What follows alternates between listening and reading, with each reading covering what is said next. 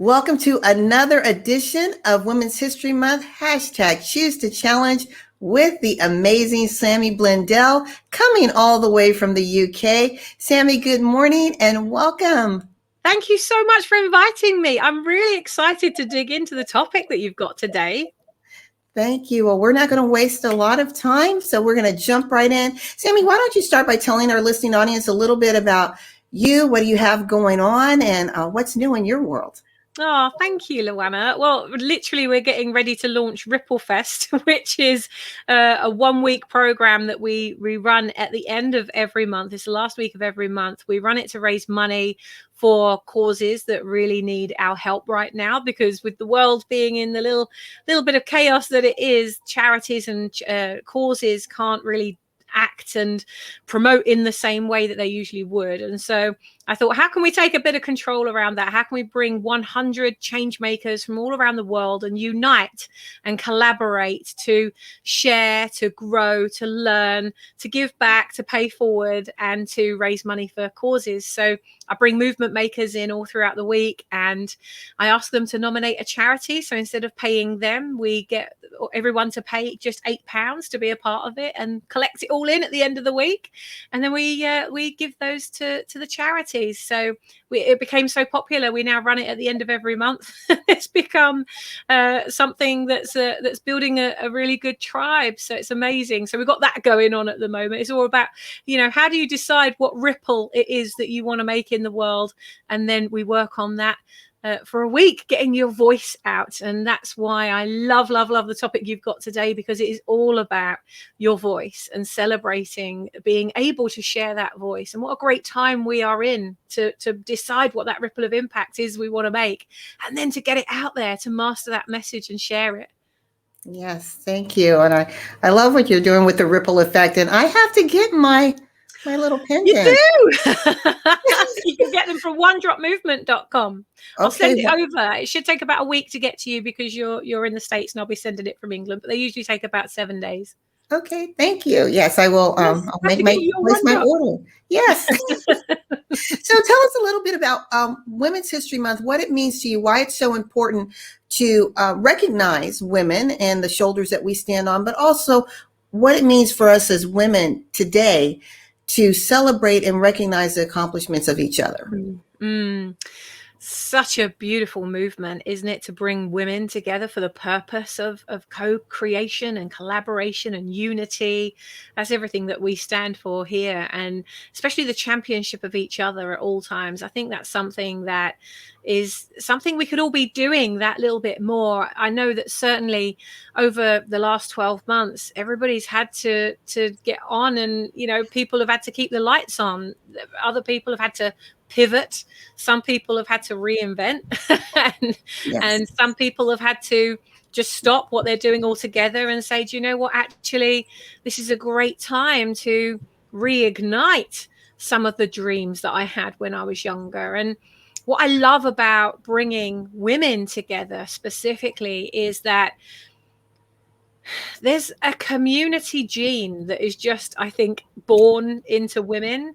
And, it's not that men don't have it, but I think that men quite often learn from watching the women just do this so naturally. And what I'd love to see definitely is that now everybody's they're focused, they've got into their lane, they're now into their groove.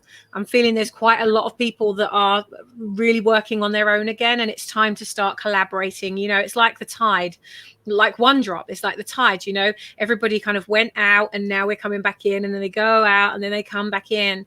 And this is now the time to start coming back in and coming together and co-collaborating, and we've been out there, we've got the ideas, now come back and start working together. So the reason this is so important to me, specifically for this show today, is that if there are people that are out there that have a message or have a voice, that they're getting that calling, that ache inside them, that there's more to life than this, or there is more out there, then there are women just like you who are going through the same thing, and we don't have to go through it alone.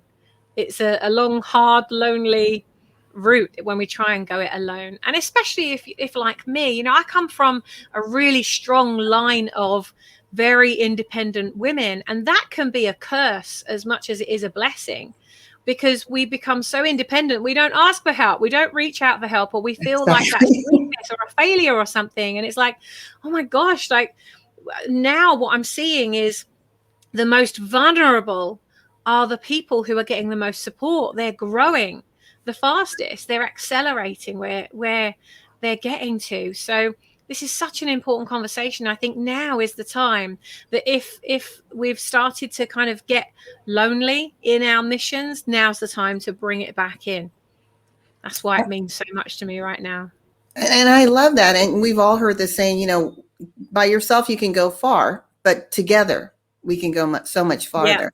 And again, that's the effect of the ripple effect. You throw it in a pond and then you just create this ripple that radiates out. So one of our movement makers on the last Ripplefest said something that really resonated with me, and I've taken that with me ever since they said it. I was like, yeah, you're absolutely right. And he said, if you're doing it alone, you're doing it wrong. If you're doing it alone, you're doing it wrong, because it's just not necessary anymore, is it? Right. It's not. And being willing to say, I don't know, or I need support. And like you said, when you come from that, I'm independent, I know I can get it done, it can be a blessing and a curse. So you have to get out of your own way sometimes. Yes. 100%. Like that's one of the biggest lessons that I've learned.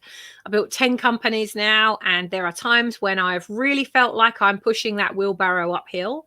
And there are times when it's been so in flow, it's ridiculous. It doesn't feel like I should even be, living so easily. It's like, how can it be this easy? This is just crazy. And what I've really learned is that when I look back through the easiest times, the flow times, they're the times when I let go. They're the times when I had the idea and then let go and released it to wherever it was meant to go. I mean, that's a great example with Ripplefest, from download to changing hundreds of lives every month and raising thousands of money for charity every month, thousands of pounds, dollars and euros. That it can be achieved, but you've got to let go to grow. It won't work if you're hustling, striving and driving, trying to push it. It doesn't create flow, and then flow stops everywhere. I don't know if you've found that. Yes, I have. And I love that point. And I hope our listening audience heard that, because you don't want to dam up the flow, right? And we can do that by just trying to be so in control that we create these dams all around us, and we're wondering, well, what's happening? Why are we stagnant? Or why can we only go so far but not to the heights or the expansion or the impact that we want? But again, Absolutely. when you release those locks off the dams of your life and allow the water of creation to flow, the water of impact to flow, and collaboration to flow, it's brilliant.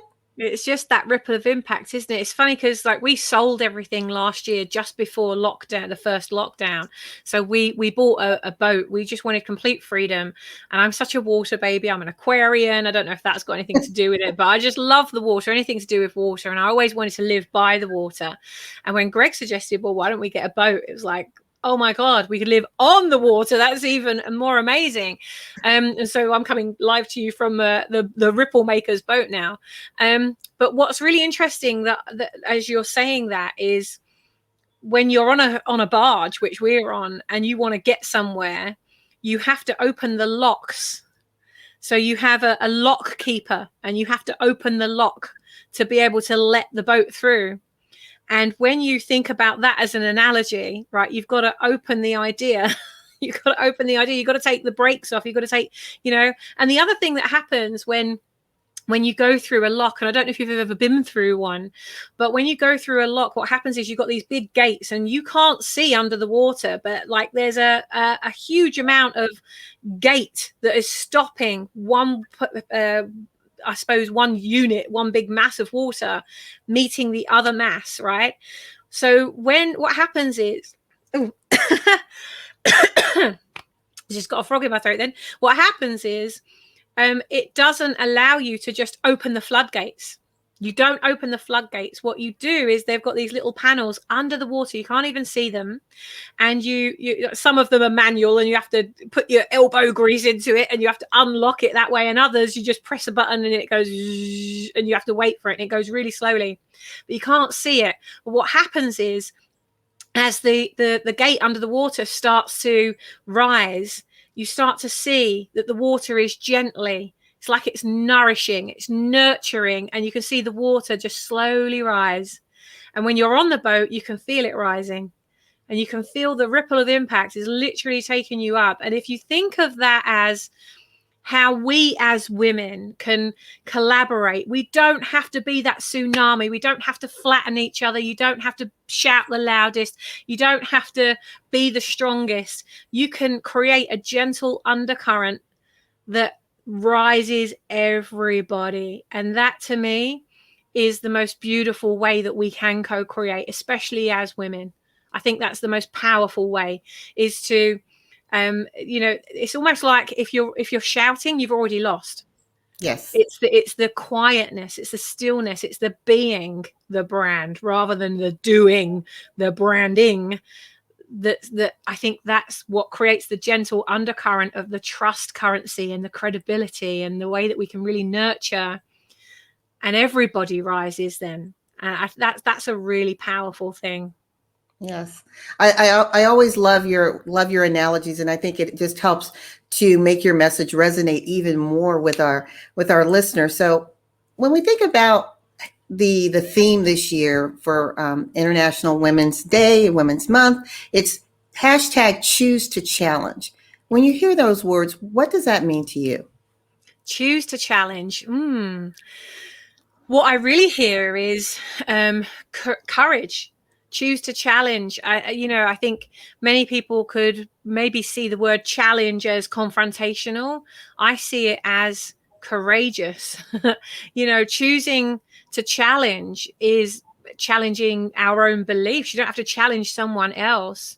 One of the reasons why I launched Ripplefest, in fact, the biggest reason I launched Ripplefest was because I was sitting here thinking, like, how can I challenge the belief that people have currently? Not everybody, but there were a lot of people, and I was seeing it all over social media. Like, they believed that they were losing control, like government has control, the vaccine has control, the conditions have control, right? There's all these things that have control. People can't go to work, so there's limitations on everybody. We're controlled, can't leave our homes, got to wear masks. And there were so many people that were the undercurrent for that was a lack of control, losing control. And I thought, sat here at my desk just there thinking, but we do have control of the most important things in life. We have control of how we show up.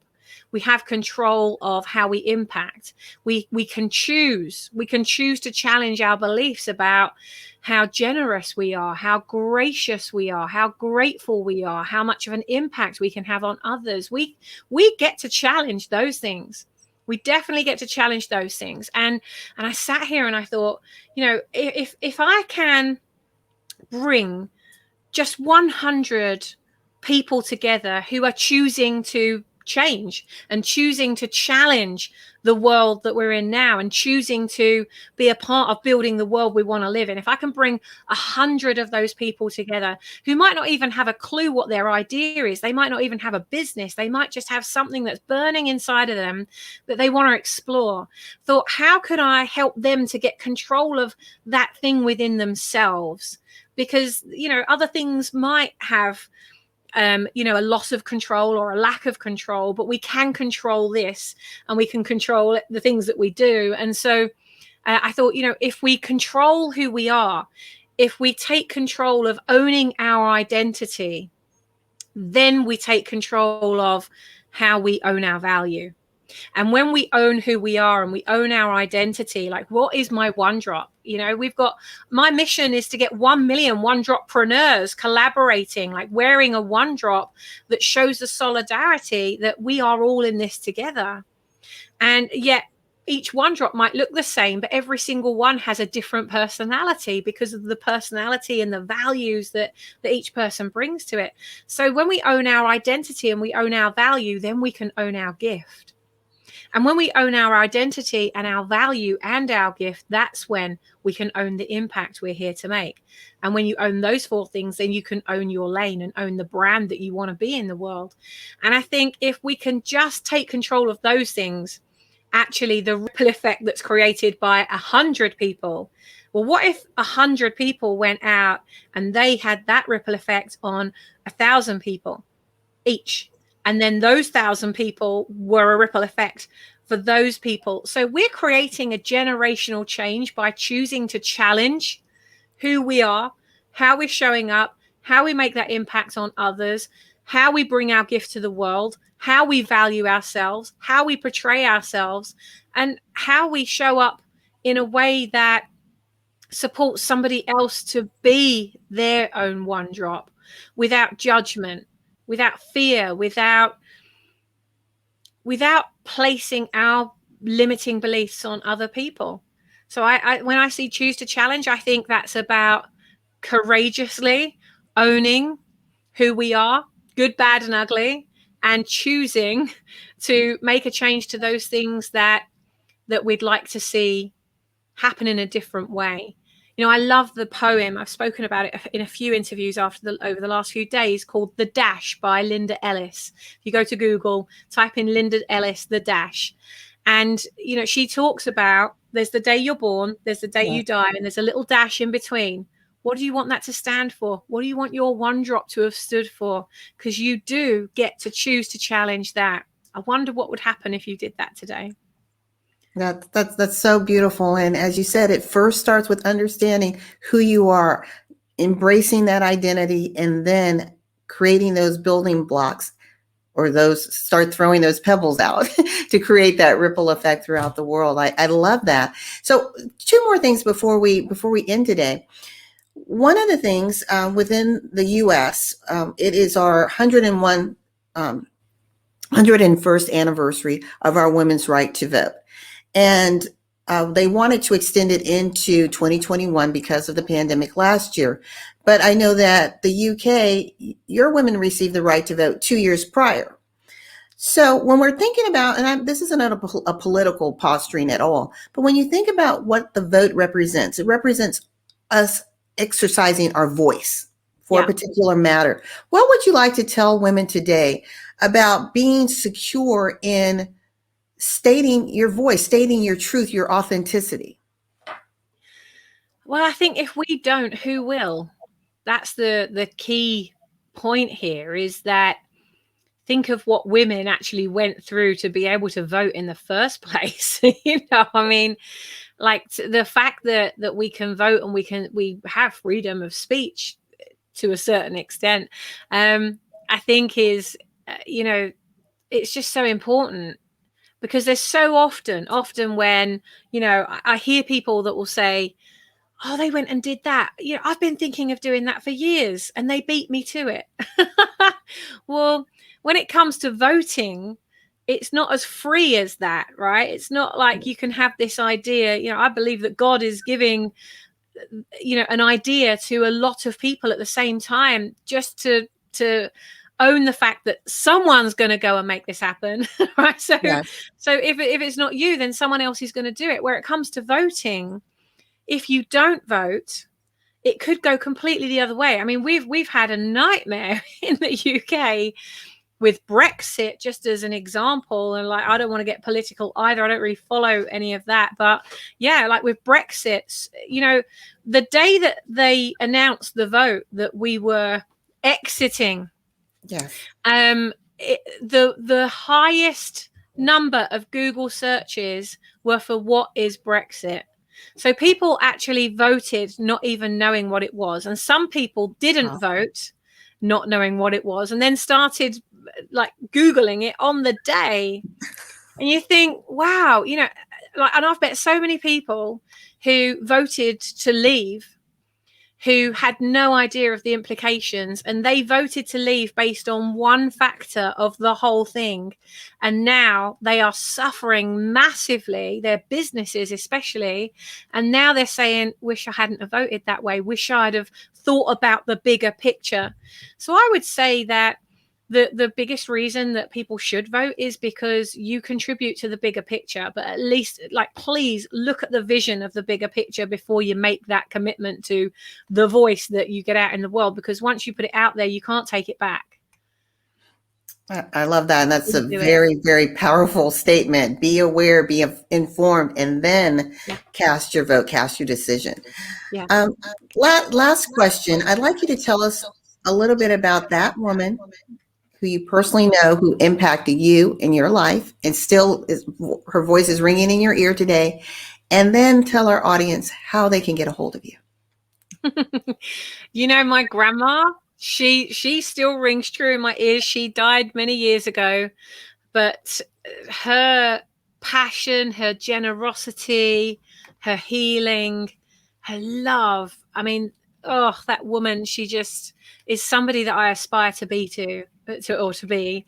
And I remember the day after she died, and I speak all over the world, and I was at this event to speak, and I remember I was just an emotional train wreck, because my grandma was like the center.